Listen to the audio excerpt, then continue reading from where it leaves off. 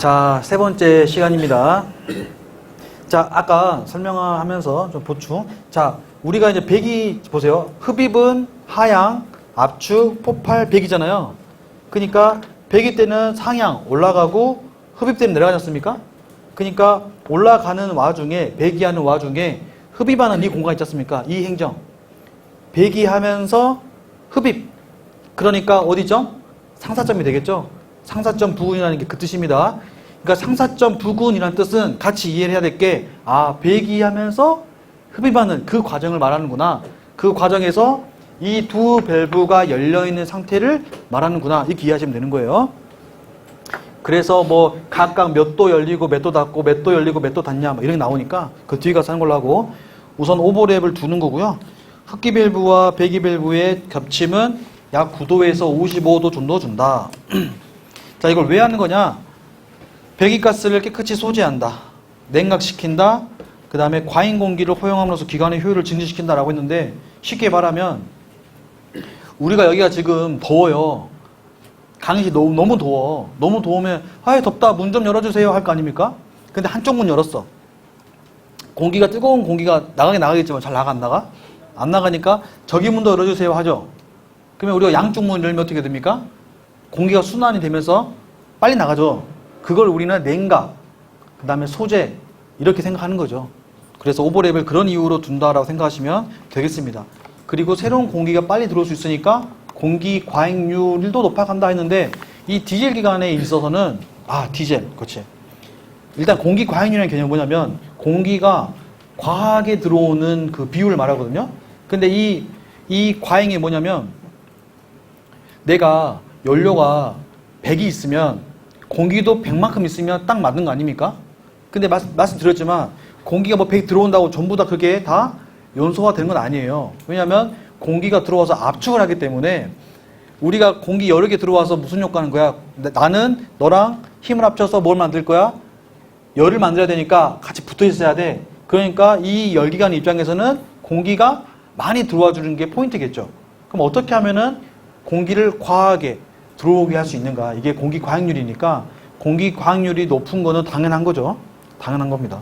그래서 과잉 공기를 허용하는 게 안 좋은 거 아닌가 이 생각하지 마시고, 당연히 과잉 공기를 들어와야 하기 때문에, 왜냐하면 압축 행정에서 많은 공기를 들어와가지고 압축을 시켜야 열을 발생할 수 있으니까요. 그래서 기관의 효율을 증진시킨다 했습니다. 토크는 자 회전입니다. 밑줄 회전시키는 힘입니다.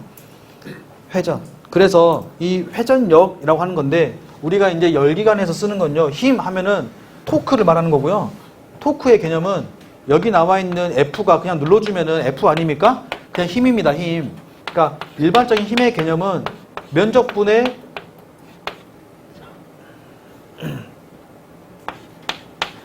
압력이 단면적분의 그 누르는 힘을 우리는 그 압력이라고 하는데, 이 힘을 의 개념이 넘어서서 이 힘이 어떤 힘이냐면, 이 입장에서는 그냥 위에서 아래로만 누르는 힘은 아니잖아요.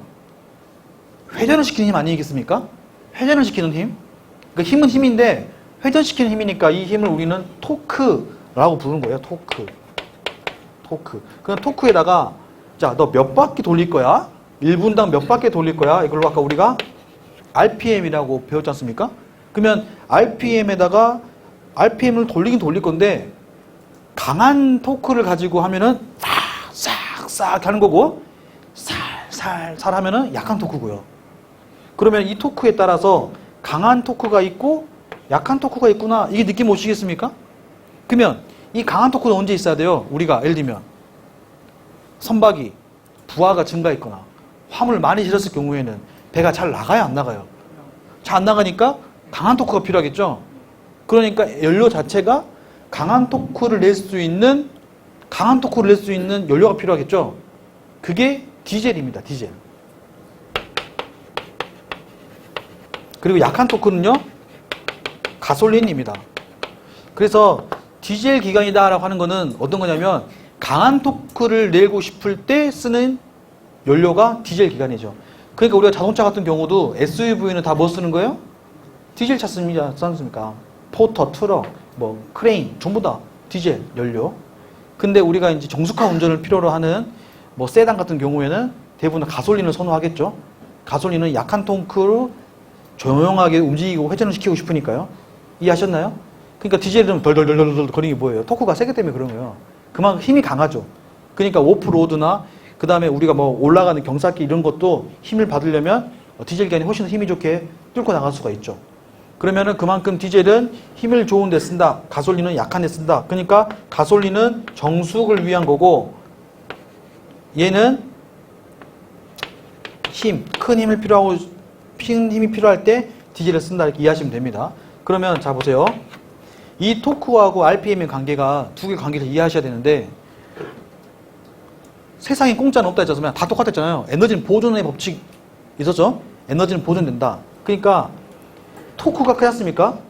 토크가 엄청 크면 RPM은 낮아지고 토크가 작으면 RPM은 높아집니다. 뭐가 일정하면? 출력이 일정하면 이 말이에요. 출력이라는 거는 토크 곱하기 RPM입니다. 토크 곱하기 RPM이 출력인데 이 개념을 좀 더 이해하려면 예를 들면 자 여러분 내가 물건을 옮기는데 물건을 옮기는 게 40kg짜리의 물건을요 RPM 왔다 갔다 분당 왔다 갔다를 내가 3번 했습니다. 그럼 총 몇 번 옮겼어요? 총 몇 킬로? 120kg 옮겼습니까? 이게 내가 총 옮긴 거예요 1분 동안. 이해하셨어요? 근데 40kg 무거워지 않습니까? 그러니까 예를 들면 내가 10kg짜리를 바꿨습니다. 근데 이거를 내가 몇 번 했냐? 만약에 내가 한 15번 옮겼다. 이러면 150kg가 된 거겠죠? 그런 거니까 출력은 얘가 더 센 거죠. 한 번 옮길 때 힘이니까 이게 토크라는 거죠, 토크. 그러니까 한 번 옮길 때, 애가 한 번 옮길 때 얼마만큼 힘을 옮길 수 있냐, 회전할 수 있냐, 이 힘이니까. 근데 사실 40kg를 15번 한다는 거는 힘들겠죠? 왜냐면 시간은 제한되어 있으니까. 우리가 출력이라는 게 RPM이 한 번 정해지잖아. 1분이라는 거, 또 1초라는 거. 시간은 제한되어 있는데 엄청 센 힘을 빨리 돌린다는 거는 사실 어렵다는 거예요. 기술적으로, 물리적으로. 가벼울수록 빨리 돌릴 수 있고 무거울수록 천천히 돌린다는 거는 그냥 자연의 법칙이 아니겠습니까? 그러니까 우리가 대형 조속이라는 것도 똑같은 개념이죠. 대형인데 고속 될 수 있냐고요. 그런 게 어렵다는 겁니다. 그러니까 그러니까 고속일 경우에는 뭘 쓰는 거예요? 이게 그렇죠. 가솔린을 쓰는 거죠. 가솔린은 토크가 낮으니까요. 그래서 가솔린 기관은 고속 기관에 쓰고요. 디젤 기관은 보통 조속에 쓰게 되는 거죠. 조속의 의미는 큰 토크 쓸 수 있게 되는 거다 생각하시면 됩니다.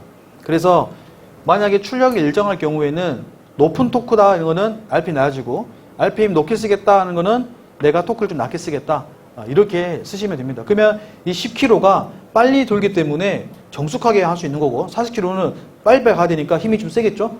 이렇게 하는 거니까 이렇게 이해하시면 돼요. 그래서 예전에는 기술이 낮을 때는 무조건 그냥 이 녀석이 출력은 무조건 좋았죠. 근데 요새는 이 기술을 점점 증가시키고 있죠. 왜냐면 이게 고속의 가장 단점이 뭐랬어요? 과잉 공기잖아요. 공기를 넣어주는 거. 그래서 이 공기가 너무 빨리 공기를 집어넣어주면은 공기가 또 열받아가지고 안 되거든요. 그래서 뭐 디젤 같은 우리 BMW 같은 경우는 그 애초부터 들어오는 이 소기 자체가 온도가 높으니까 고속일 때 소기에다가 차갑게 하려고 그 냉각수였습니까? 원래 냉각수인데 냉각수 쓰지 않고 그 냉동기에 있는 냉매 있죠. 냉매, 차가운 냉매로 소기를 시원하게 해버려요. 그리고 차가운 공기를 이렇게 고속에 집어넣는 거죠. 그 기술이 있기 때문에 같은 토크라도 훨씬 높은 고 RPM으로 출력을 증가시킬 수가 있는 거죠. 그게 기술이거든요, 사실. 근데 거기까지 맥시멈이고 그 이상은 못하는 거죠, 사실은. 이게 이제 한계이기 때문에. 그래서 어쨌든 이 개념 토크 곱하기 RPM이 뭐다? 출력이다. 그럼 출력을 높이기 위해서는 토크를 높이든지 RPM을 높이든지 둘 중에 해야 된다. 이겁니다. 그래서 둘 다는 양쪽은 그러니까 출력이 일정하다면 양쪽은 반비례 관계다. 이렇게 이해하시면 되고요. 자, 회전력이다. 이것을 특정하는 장치를 동력계라고 하고요. 자, 우력이라는 거는 짝힘 말하는 거고요. 크기가 같고 방향의 반대인 한 쌍의 힘. 이것은 물체를 회전시키는 작용을 한다. 이 말이고. 원심력은 중심이 도니까 중심 방향에서 바깥으로 나가려고 하는 힘을 원심력이라고 하는 거고 바깥에서 안으로 들어오려고 하는 힘을 우리 구심력이라고 하는 거죠. 두 개는 다른 거. 자, 뉴턴의 법칙, 관성의 법칙. 관성이라는 거 되게 중요합니다. 왜냐하면 관성이라는 거는 이 물체가 갖고 있는 성질인데 성질의 의미거든요. 성질의 의미. 이 성질은 뭐냐면 나 지금 화가 났는데 화가 잘 안 풀려. 삐졌어. 잘 안 삐져. 그건 뭐예요? 관성이 심하게 가는 거죠. 그렇죠? 아니 어제 삐졌는데 일주일 내내 삐져 있네. 이거 관성이 엄청 센 거죠. 그렇죠? 그래서 관성은 성질입니다. 나 지금 화났어. 이 성질인 거예요. 이 성질이 계속 가는 거예요. 그냥. 그것처럼 이 피스톤의 입장에서도 피스톤이 빵 하고 내려가면 이 녀석이 토크를 가지고 힘을 가지고 내려가지 않겠습니까? 관성이라는 게. 그러면 이 관성이 힘을 가지고 내려가면 이 녀석이 내려갈 때는 당연히 관성이 어디로? 아래로 내려가려고 하는 성질이 있지 않습니까? 근데 나는 뭐 해야 되는 다시 다음 행정에는 올려야 되는 거예요. 그러니까 반대로 움직여야 한다고. 성질, 운동하고 있는 성질을 반대로 해야 한다고요. 여러분 이게 쉬울 것 같아요? 삐진 사람을 바로 풀게 하기 쉽냐고요. 어렵다니까요. 성질이라니까. 그러니까 이 녀석이 아래로 내려오면 당연히 밑에 있는 크랭크 쪽에 힘이 들겠죠.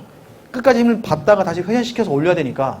그러니까 여기 있는 이 아랫부분이 힘이 들지 않겠습니까? 힘이 들기 때문에 그걸 도와주려고 아까 뭐 밸런스 웨이트도 두는 거고, 아까 여기 저널 베어링 같은 경우도 잘 움직일 수 있도록 베어링도 잘 맞춰줘야 되는 거고, 윤활유도 잘 해줘야 되는 거고, 너무 출력이 크지 않도록 해줘야 되고. 왜냐하면 나 욕심낸다고 했다가 이 녀석이 받치고 있다가 끊어지겠죠. 힘이 들겠죠. 버텨낼 수 있는 힘이. 이해하셨나요? 그리고 아까 말한 평균 유압력 중에서 너무 최고압력 너무 세버리면 순간 빵 하는 순간 이 녀석이 순간 이 힘이 전달돼가지고 밑으로 땅 때리겠죠. 그럼 이 녀석이 어떻게 했어요? 크랭크 핀도 힘이 들겠죠. 그러니까 너무 최고압력만 높게 할 수는 없는 거예요. 한계가 있는 거예요. 한계가. 얘가 버텨낼 수 있는 한계. 그래서 관성이라는 거는 자, 이 녀석이 움직인다. 피스톤은 계속 관성의 힘을 가지고 움직인다는 생각을 하고 있어야 됩니다. 피스톤은 그냥 뭐 내려간다 올라간다 생각하지 마시고 떨면서 내려가는데 세게 처음에 빵 하고 이렇게 하는 그 성질을 가지고 있다는 걸 인지를 하시고, 아, 관성의 법칙이라는 건 이것처럼 운동하고 있는 이 물체가 계속 움직이려고 한다. 이 관성이 갖고 있다. 이렇게 이해하시고, 자, 가속도의 법칙은 우리가 이제 F는 ma 뭐 이렇게 해가지고 물체의 외력이 작용한 힘에 비례하는 가속도가 생긴다. 그러니까 힘을 주면 그만큼 속도가 늘어나더라 이 말이죠. 힘을 주면 속도가 늘어나더라 그 말이니까, 뭐 피스톤은 처음에는 힘을 많이 받으니까 가속도가 올라가겠죠. 속도가 증가하다가 힘이 떨어지니까 가속도가 떨어지겠죠. 그러니까 만약에 피스톤이 하사점에서의 가속도가 강하다 이러면 틀린 말이 되겠죠. 힘은 위에서 강하니까요. 상하점 부에서 강하니까. 세 번째는 작용과 반작용의 법칙인데, 내가 칠판을 땅 때리면은 칠판도 아프지만 내 손도 아프죠. 이게 왜 그래요? 때리면 동시에 얘도 나를 힘을 그대로 전달하는 거니까. 이게 작용 반작용이잖아요. 작용 반작용. 이것처럼 우리가 여기서 있는 그 이제 프로펠러를 돌릴 때 우리가 여러분 선박에 나가는 힘은 이 녀석이 얘를 여러분이 지금 그 프로펠러가 물을 쳐가지고 나가는 거잖아요. 그렇지 않습니까? 물이 들어와가지고 나가서 나가는 거잖아요. 근데 원래는 정확히 말씀하시려면 얘가 프로펠러가 물을 때리지만 이건 맞아요. 근데 선박에 나가는 거는 물이 프로펠러를 때리는 거예요. 그래서 나가는 거예요, 앞으로. 맞죠? 그래서 프로펠러가 작용 반작용의 법칙에 의해서 가는 거죠. 프로펠러는 물을 때리고 물은 프로펠러를 밀고, 그래서 물이 프로펠러를 밀어서 선박이 가게 되는 거죠, 앞으로. 그럼 얘가 물을 세게 밀수록 얘도 세게 밀겠죠? 그 힘인 거죠. 이해하셨나요? 그래서 세게 민다는 건 토크로 강한 힘을 밀든지 아니면 RPM으로 빨리 밀든지, 그럼 출력은 올라가겠죠. 얘도 계속 밀어주겠죠. 이해하셨습니까? 그래서 이 힘은 당연히 물하고 만나는 부분이니까, 자, 물의 상태에 따라 달라지겠죠? 그러니까 뭐 해수냐, 담수냐, 또는 이 높이, 수위에 따라서 달라질 수 있는 거고, 네, 그런 것들이 있습니다. 또는 이제 세 번째 줄 보면, 뭐 로켓이나 제트기관 같은 경우도, 발사를 하면은 아래에 있는 그 반작용의 힘이 로켓을 밀어주는 거죠. 그래서 우리가 추력 말할 때는 작용과 반작용 법칙을 이용하더라. 자, 내연기관의 장단점 보겠습니다. 자, 내연기관 장점 소형이다. 이해하셨죠? 왜 소형인지? 내연기관, 소형이다. 오케이. 소형이란 거는 같이 가야 할 게 열효율입니다. 열효율. 네, 효율이 좋으니까 작아지는 거예요. 순간가 이행장 착각했습니다. 네, 내연기관은 저희가 아까 외연기관이라고 했을 때 손실이 없지 않습니까? 그러니까 내연기관은 안에서 바로 연소가스를 해서 하기 때문에 열효율이 일단은 첫 번째예요. 내연기관은. 그 다음에 외연기관은 손실이 얘기 나왔고, 그러니까 효율이 높다는 거는 소형이다. 운반이 편리하다. 왜요? 보일러 없으니까요. 자, 니은 보일러 없기 때문에 외연기관에 비해 중량과 최적이 작다. 다 이해하실 것 같고요. 지점 연소에 연료율 높다. 이게 포인트입니다. 그러니까 효율 높으니까 소형이고 최적 작고 연료 소비율 낮고 다 같은 말이죠. 가장 포인트는 연료율이 높답니다. 기관의 시동 정지 및 속도 감속 조정이 쉽고 시동 준비가 간단하다. 그러니까 증기는 물 끓여야 되는데 이건 물 안 끓여도 되니까 시동 준비가 간단하고 아예 다이렉트로 연소가스 연료량을 조절해가지고 높은 연소가스를 주든 작은 걸 주든 하면 되니까 이런 조정하기가 쉽다라는 거죠. 비읍번 보면 항속거리라는 거는 항해할 수 있는 거리죠. 그러니까 쉽게 하면 연비죠, 연비. 연비 좋다 이 생각이 됩니다. 항속거리가 길다. 같은 연료 가지고도 더 많은 항해할 수 있다. 이 뜻이니까 연비 좋다 하니까 효율 좋은 건 똑같은 말이죠. 당연한 말이고요. 2번 단점은 연료에 제한이 있다는 거. 그 다음에 연소 압력이 높으니까 재료, 그러니까 이 강도의 높은 재료 필요하다는 거. 자력으로 시동할 수 없다. 처음에 외연기관은 물 끓여가지고 압력만 만들어지면 그걸로 바로 할 수 있잖아요. 근데 내연기 같은 경우에는 가만히 있는 피스톤을 어떻게 처음에 움직이겠어요? 움직일 수 없잖아요. 그러니까 처음에는 근데 규진이가 가서 막 손으로 내릴 건 아니잖아. 물론 시동할 때 그 있잖아. 모터보트 규진이 봤지? 이런 거는 내가 손으로 직접 하는 거잖아요. 하지만 이런 선박 같은 경우는 그럴 수가 없잖아요.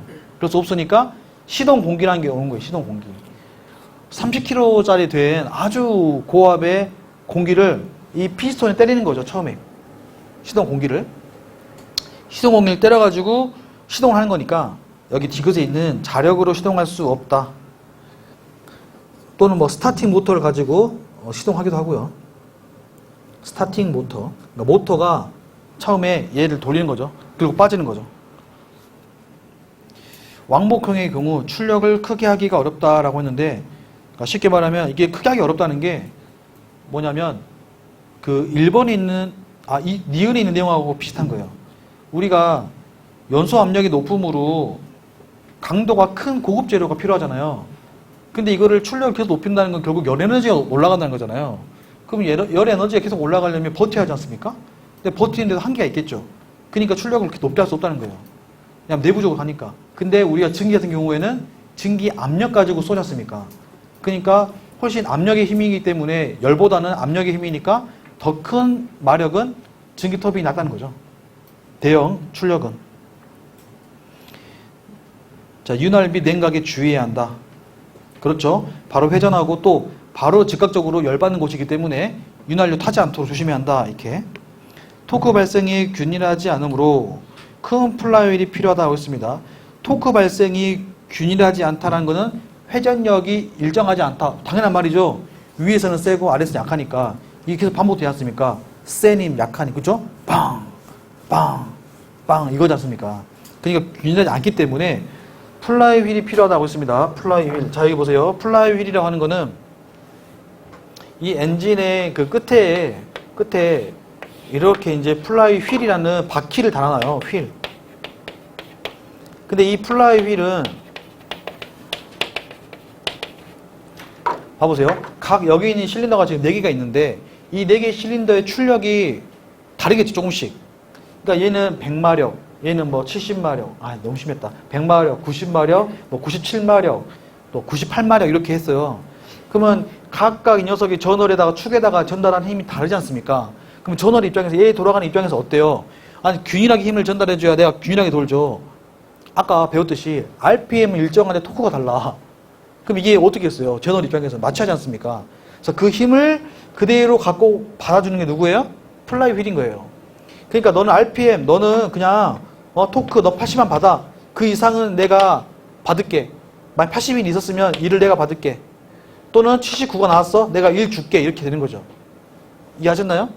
왜냐면 여기다가 같은 축에다가 큰 플라이 바퀴를 달아놓으니까 이 회전을 할 때 이 균일함이, 그러니까 RPM은 똑같이 도는데 똑같이 돌더라도 뭐 다르다? 똑같이 돌더라도 토크는 다르다는 거예요. 토크는. 배웠잖아요. 같은 80rpm이지만 토크는 다르다니까요. 근데 이 작은 토크를 이 녀석이 다 받으려니 너무 힘이 들지 않습니까? 이걸 우리는 회전력의 균일함을 원한다가 되는 거죠. 난 너무 힘들다. 너 내가 똑같이 80rpm 한다고 너 나 힘든지 모르는 거 아니야? 쟤는 81 주고 쟤는 79 주니까 내가 누구 창에 맞춰야 할지 몰라. 어쨌든 80은 돌긴 돌아야 해. 그러니까 이 녀석이 장착이 돼서 그 힘을 받는 거죠. 그래서 플라이휠의 목적은 회전력의 균일이죠. 그래서 회전력의 균일, 토크의 균일. 아까 이제 밸런스 웨이트 균형을 맞춰서 진동을 방지하는 거고요. 이거는 회전력을 균일하게 하는 겁니다. 자, 시옷. 장시간 조속 운전을 하면 연료의 불안전 요소가 발생하여 기관 부품의 마모미 손상을 초래하기에 장시간 조속 운전이 곤란하다라고 했는데, 이 말은 장시간 조속 운전이 불가한 건 아니고요. 좀 곤란하다는 겁니다. 이거 좀 비교해서 이해하시고요. 이제 조속 운전이 곤란한 이유는 우리가 기본적으로 아까 압축열에 의해서 폭발하지 않습니까? 근데 압축열이 만들어지려면 기본적으로 피스톤이 올라와야 되겠죠. 근데 봐보세요. 천천히 올라오면 공기가 압축이 잘 되겠습니까? 잘 안 되겠죠. 빨리 싹 올라와줘야 순간 압축이 확 되면서 열이 발생할 텐데 천천히 올라오면은 압축이 안 되겠죠. 그러니까 압축열이 발생 안 되기 때문에 완전 연소가 일어나기가 어렵고, 그 다음에 기본적으로 열도 좀 받아줘야 되는데 이 조속일 경우에는 열도 낮기 때문에 완전 연소하기 다 타기는 어렵다라는 거죠. 그래서 불가한 건 아닙니다. 자, 압축비가 높으므로 기관의 진동과 소음이 크다. 이거는 이해하실 것 같고요. 구조 복잡하다. 취급이 어렵다. 자, 구조가 복잡한 거는 당연히 내부에서의 연료를 떼어가지고 회전을 시키려고 하니까, 모든 걸 내부에서 하려 하니까 이것저것 구조가 복잡해지는 거죠. 스팀 만들어 그냥 뿌리면 되는데요. 이거는 그게 아니었습니까? 취급도 이해하실 것 같고요. 자, 외연기관은 내연기관과 다 반대입니다. 정반대니까. 그렇게 이해하시면 되고요. 자, 넘어갑니다. 자, 나머지는 쭉 읽어보시고요. 자, 11페이지 봅니다.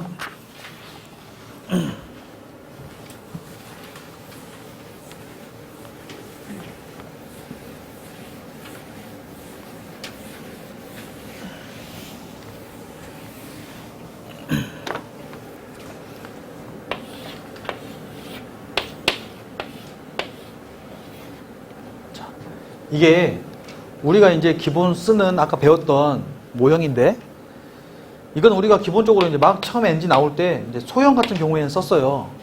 근데 엔진이 이제 커지면서, 엔진이 대형화되면서 어떻게 되냐면, 우리가 이제 마력이라고 하는 그 개념이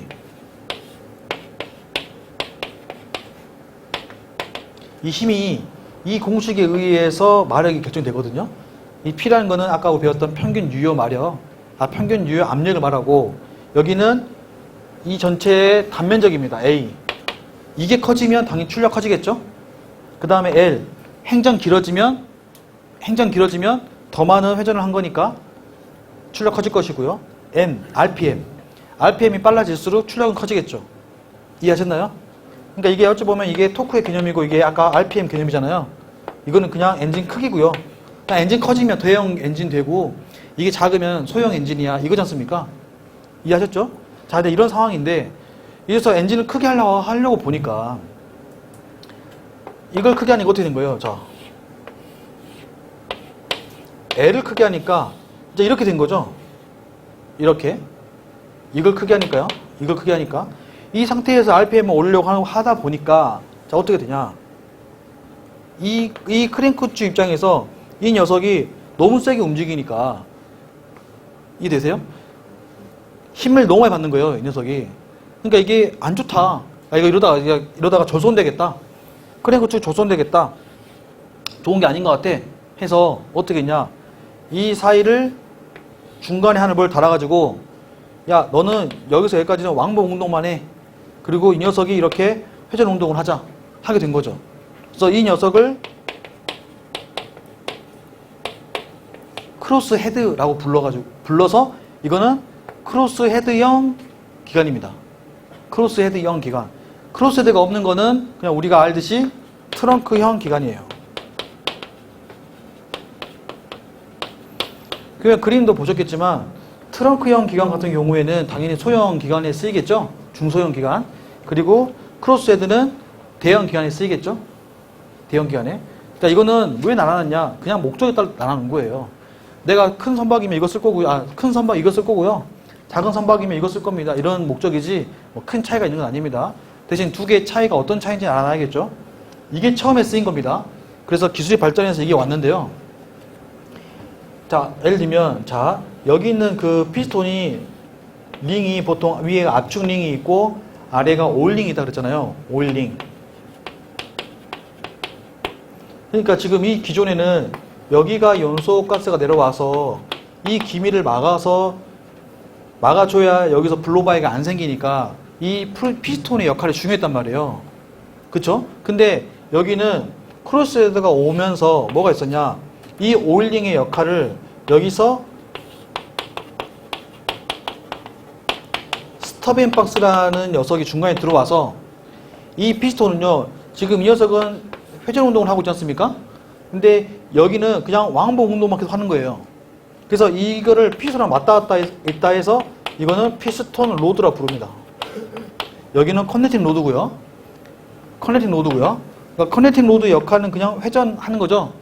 회전을 만들어주고 크랭크 축에 힘을 전달하는 역할을 커넥팅 로드가 하는데 그러니까 크로스 헤드까지 왔을 때 이 녀석은 그냥 왕복 운동을 하면서 이 여기 있는 스터빈 박스가 여기 있는 윤활유하고 여기 있는 윤활유가 섞이지 않도록 막아주는 역할이 스터빈 박스 역할을 하는 겁니다.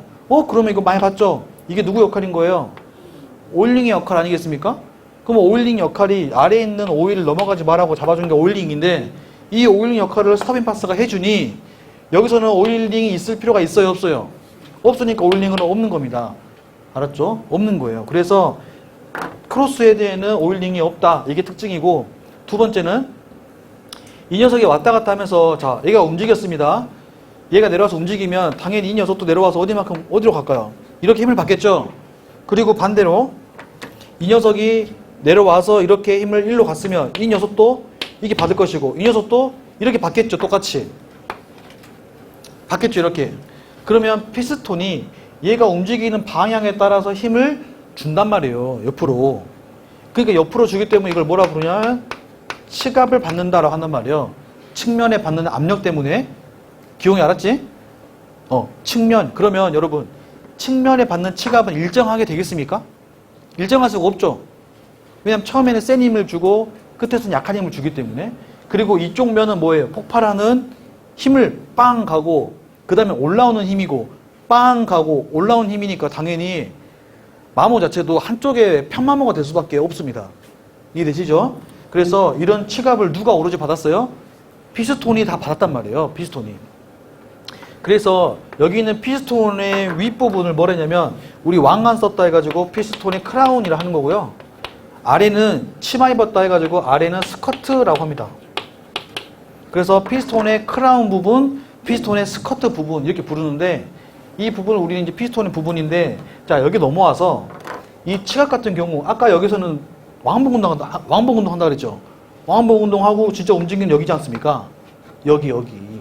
그러니까 이 녀석은 더 이상 치각을 받아요, 안 받아요? 안 받습니다. 얘가 회전을 하기 때문에 얘는 왕복 운동만 하니까 치각을 받을 필요가 없으니까 뭐가 줄어드는 거야? 피스톤의 길이가 짧아지는 거예요. 길이가.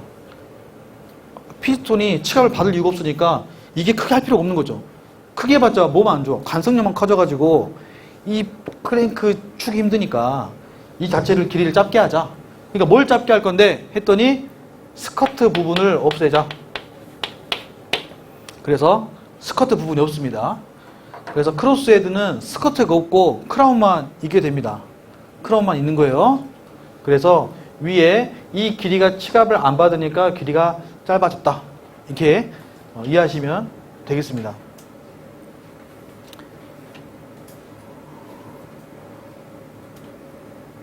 자, 우선은 넘어갑시다. 자, 긴 스커트를 갖는 트렁크형 피스톤을 사용하는 기관이다. 피스톤 로드가 없이 연조봉이 직접 피스톤에 연결되며 연조봉의 경사운동으로 생긴 측압은 피스톤의 긴 스커트가 받아 벽에 전달한다 했죠? 소형 기관에 주로 사용한다. 2번 크로스헤드형 피스톤 기관 이해하실 거고, 자, 세 번째 줄 피스톤과 실린더 라이너는 치갑을 직접 받지 않는다. 조속 대형 디젤 기관이나 복동 내연 기관에 사용된다. 고속 기관에는 운동 부위의 질량이 크므로 부적당하다라고 했습니다. 이 말은 뭔 말이냐? 만약에 크로스헤드가 지금 큰 거잖아요. 큰 엔진. 그 큰 엔진을 고속으로 간다는 거는 우리가 이 녀석 관성 때문에 더 큰 힘을 가지고 내려간다는 의미니까 아래에서 받치기가 여간히 힘들다는 겁니다. 그러니까 이 안 그래도 큰 녀석이 대형까지 가버리면은 엔진 이거 안 돼, 힘들어. 그래서 고속 기관에는 운동부의 질량이 크므로 이랬죠. 그러니까 피스톤도 크고 다 크니까. 아, 선생님 스커트 없어졌다면서요? 그래도 크죠. 그래도 기본 크다니까요. 전제는 대형 기관입니다. 그래서 두 가지가 이렇게 나눠지고요. 자, 그 다음 이제 연료 공급 방법에 의한 분류가 있는데, 기화기식이라 하는 거는, 기화기라는 거는 공기와 연료를 실린더 밖입니다. 밖 동그라미 치시고 밖에서 혼합해가지고 들어오는 게 기화기식이고, 이 기화기식은 가솔린 기관하고 석유 기관이 있습니다. 기화라는 거는 기화기를 이용하여 했죠. 이게 밖에서 이미 혼합해가지고 들어온 겁니다. 자, 분사식은 공기 분사하고 무기 분사가 있는데, 이 공기 분사는 이 초창기 디젤기가 밑줄 그으시고, 그 아래에 자, 밑줄 공기 압축기에 의해 얻어진 공기의 고압의 압축 공기를 이용해 연료를 분사. 그래서 공기 압축기가 쓴다 이러면 공기 분사식이고요. 근데 이제 워낙 그 손실이 많아가지고, 자, 2번 가시면 무기 분사, 현재 고속 디젤 기관이 여기에 속한다. 고속 디젤 기관에 씁니다. 자, 세 번째 줄 실린더 내에 분사하는 기관입니다. 이거는 이제 공기하고 연료랑 별도로 해가지고 분사하겠다는 뜻이죠. 그래서 이게 현재 제일 쓰이는 무기 분사식 기관입니다. 그러니까 무기 분사, 뭐 1번에는 공기 분사 또는 유기 분사 이렇게 부르거든요. 그러니까 유기 무기라는 거는 연료 안에 유기, 공기가 있냐, 같이 할 거냐, 아니면 무기 따로 할 거냐, 이게 무기 이렇게 이해하셔도 됩니다. 사행정의 이제 설명해 드렸고요. 이제 여기서 보면 뭐 캠축도 이래전 한다라고 되어 있는데, 크랭크 축은 이래전, 자, 캠 축은 이래전이라고 했는데, 캠이 뭐냐면, 캠은 우리가 아까 여기서 배웠던 뭐 예를 들면 이 밸브 있지 않습니까? 이 밸브가 열리고 닫고, 그 다음에 아까 이제 분사하는 연료가 분사할 때 칙 해줘야 할 거 아닙니까? 그러면 그 칙을 누가 해줄 건데? 뭔가 신호가 있어야죠. 누군가 해줘야지. 해줄 거니? 이놈이? 이름 뭐랬죠? 이누나. 그러니까 그 역할을 누가 준다? 캠이 하는 거예요. 캠의 역할은 이 사이클에 따라서 밸브든 에로든 유난류든 이게 되시죠? 그 시기에 맞추어서 시도를 주는 게 누구다? 캠이 하는 역할이다 생각하면 됩니다. 그러니까 캠이 1회전 한다는 거는 무슨 말이냐면 한 사이클을 돌 때 이 말이죠. 캠은 무조건 한 사이클 돌 때 그냥 다 해줘요. 이 사이클 안에서. 그러니까 예를 들면 아까 포사이클 같은 경우에는 크랭크 축은 두 바퀴 돌죠. 이렇게 두 바퀴. 그렇죠? 두 바퀴 돌지 않습니까? 사행정은. 그 사행정은 두 바퀴 돌지만 캠축 무조건 몇 회전? 무조건 1회전. 사행정이든 이행정이든 그냥 캠축은 무조건 1회전. 그래서 이 캠축의 역할이 아까 뭐 밸브의 열림 닫힘, 또 연료 분사 펌프의 열림 닫힘, 배기 밸브의 열림 닫힘, 이런 역할을 해주는 게 캠축의 역할이다 이해하시면 됩니다. 자, 그 다음 연료각적 분류에서 이렇게 있는데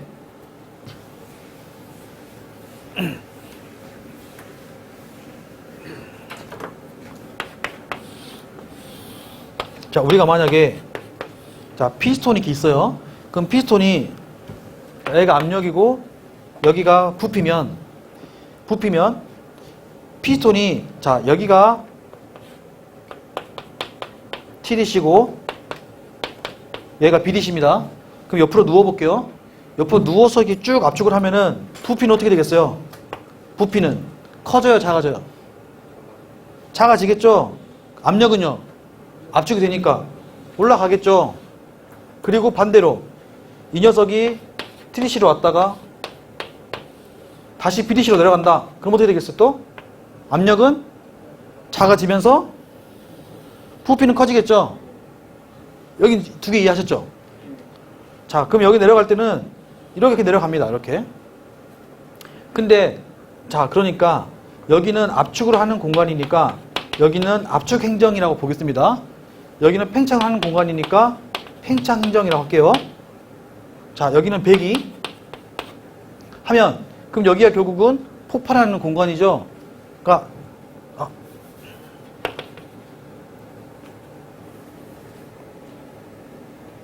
흡입, 압축, 폭발, 배기. 자, 그러면 압축 또는 흡입을 같이 해가지고 흡입, 압축합니다.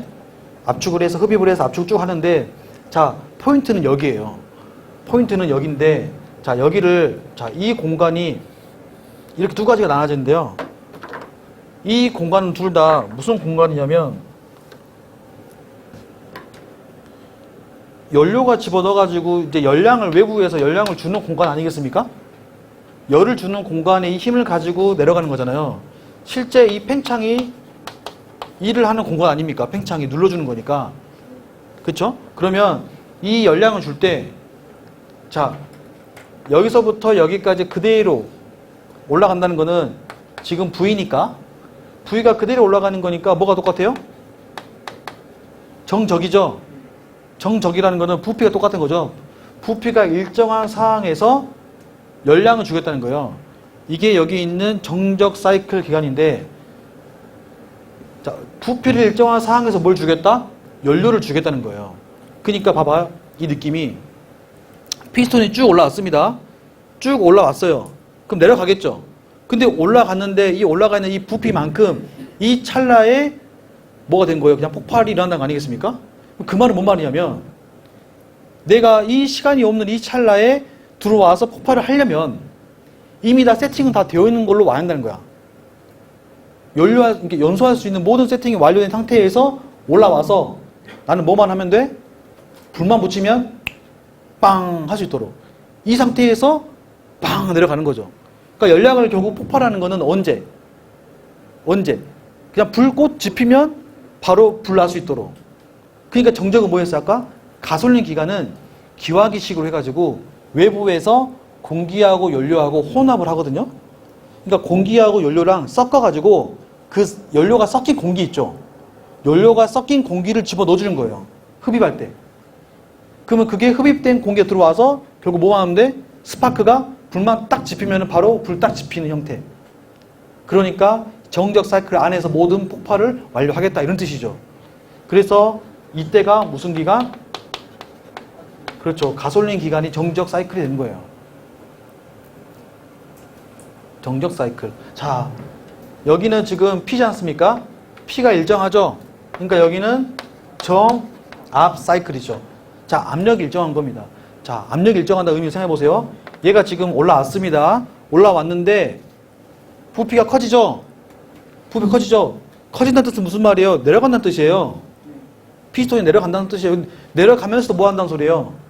그렇죠. 계속 폭발을 하고 있다는 거예요. 연료를 주고 있다는 거예요. 그러니까 나는 계속 열량을 뭐 할 때 부피와 상관없이 그냥 압력이 일정한 상태에서 계속 압력 일정한 상태에서 왜 압력이 일정해요? 부피가 커지니까요. 부피가 커지지만 나는 그만큼 똑같은 폭발할 수 있는 연료를 계속 주겠다는 거죠. 빵빵빵빵빵빵 이해되셨나요? 그게 딱 끊기면 그때부터 이제 그 들어와 있는 거 가지고 내려가면 되는 거니까. 그러니까 연료를 주는 과정 안에서 부피는 당연히 변해야겠죠. 부피는 변하지만 계속 열량을 주기 때문에 부피는 커지지만 뭐 한다? 열량이 계속 들어온다.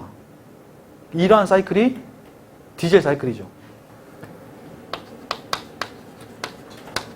자, 왜 그러냐? 디젤은 탄소 분자가 가솔린 분자보다 많아요, 적어요? 이제 이거 위험해봐. 많아, 적어?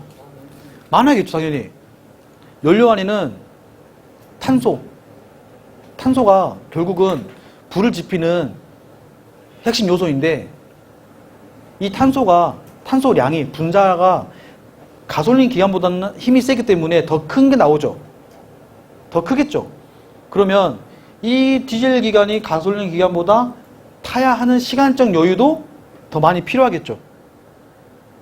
이해하셨나요? 그러니까 디젤 기관은 좀 시간이 필요해요. 타는 데까지. 그러니까 이 짧은 순간에 정적할 수가 없어요. 그 자체가. 차라리 움직이면서 그냥 이 시간 동안 탈래 되는 거죠. 태우는 거죠. 계속 정적 상태에서. 여유가. 근데 정적 상태는 이미 세팅된 상태에서 여기서 빵 하고 끝나버리니까 바로 내려가야 되니까. 그러니까 부피가 커지지 않는 이 상태에서 모든 연소가 완료가 돼야 됩니다. 아주 짧은 순간에. 그러니까 센 녀석 할 수가 없는 거죠. 탄소가 적으니까 금방 폭발하고요. 여러분 예를 들면 뭐 가스 같은 거 불 딱 붙이면 금방 푹 하고 끝나지 않습니까? 그게 이미 불꽃 채우자마자 바로 가스가 탁 날아갔으니까 다 된 거죠, 연소가. 부피는 그대로 있는데. 짧은 순간에 다 폭발된 거죠. 그게 가솔린.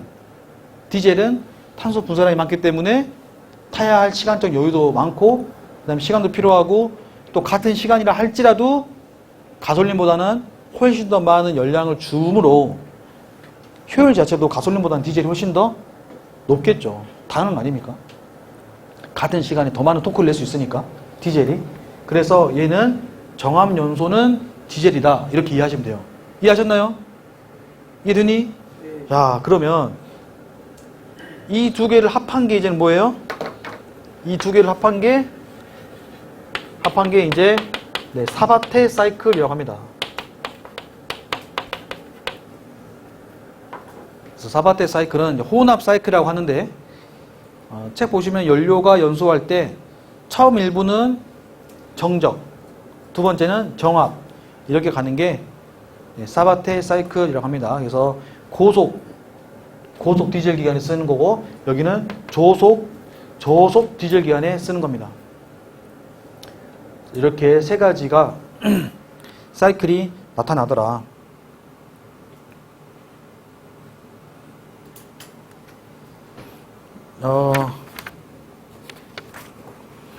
자, 그 다음 실린더 냉각 방법에 의한 분류. 자, 이제 냉각이란 개념은요, 여러분. 자, 냉각을 이해하실 때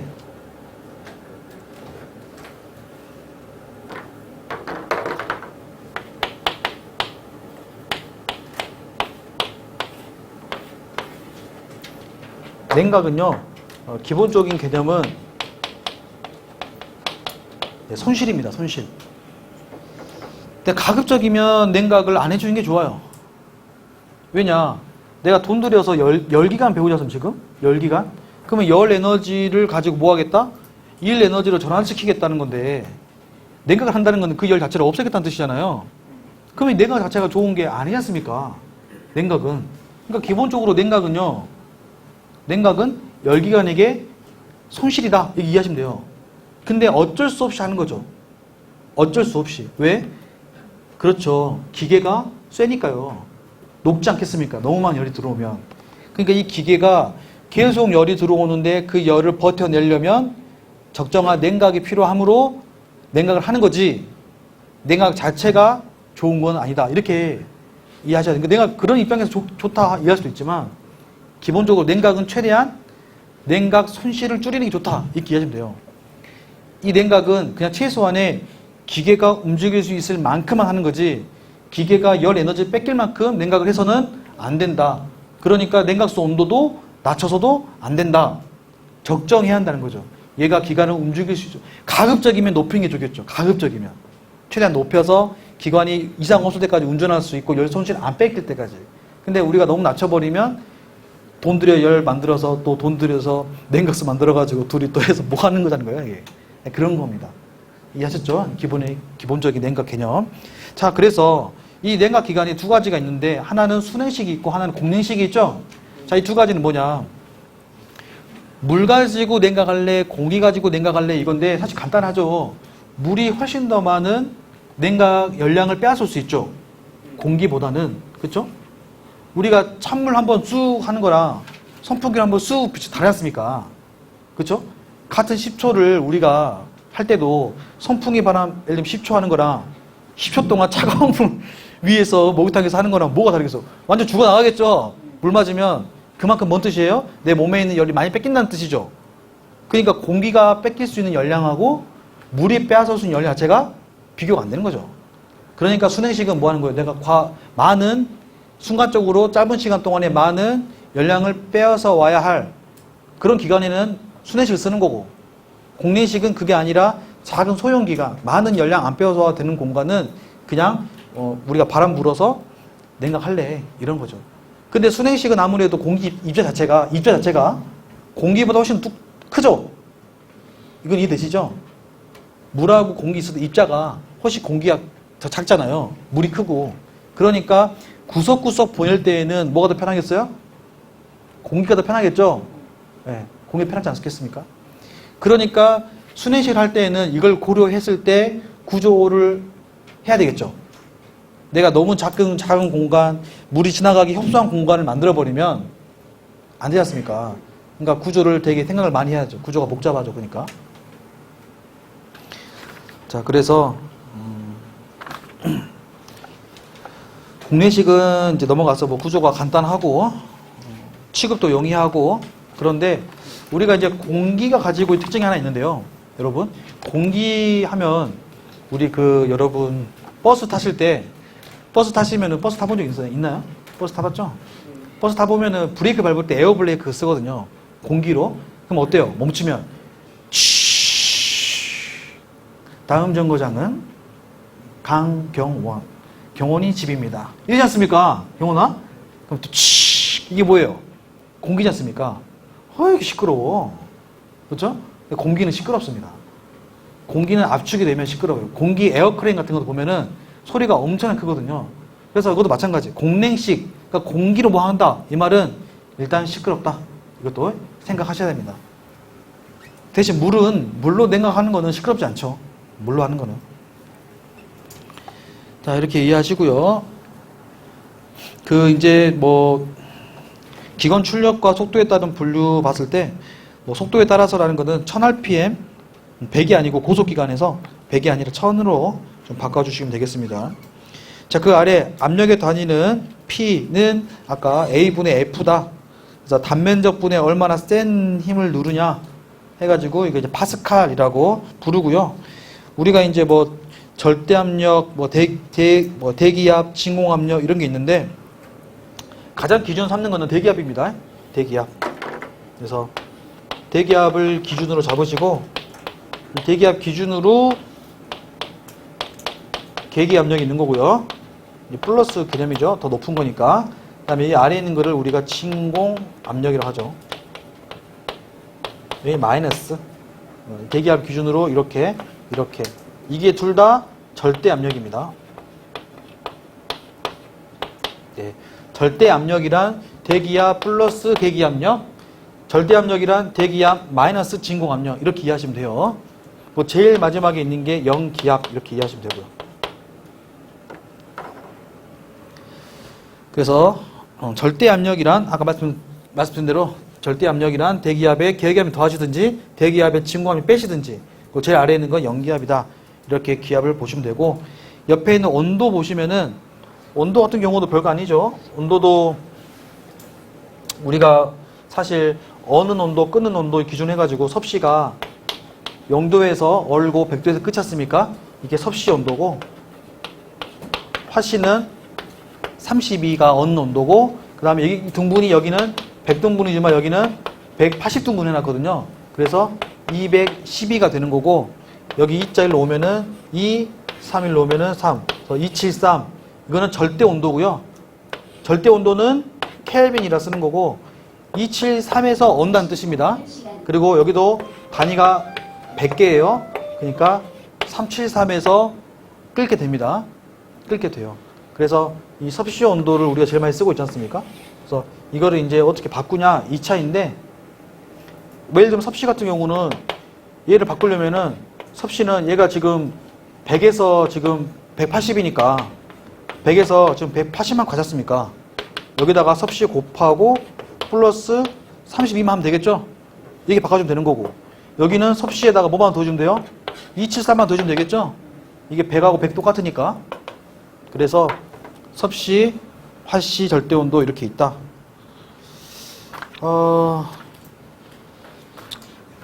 얘기할까요? 더 할까요?